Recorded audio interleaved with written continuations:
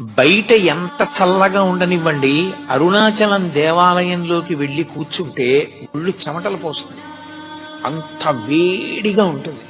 ఆ వేడి నిజంగా అగ్నిహోత్ర స్వరూపంతో ఉంటే మనం తట్టుకోలేమని ఆ వేడి రూపంలో ప్రకాశిస్తూ ఉంటాడాయన.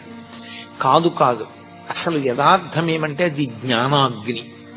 ఆ జ్ఞానాగ్ని ఎవరికి కలుగుతుందో వాళ్ళ కర్మలు దగ్ధమవుతాయి. జ్ఞానాగ్ని దగ్ధ కర్మాణం అంటాడు భగవద్గీతలో గీతాచార్యుడు.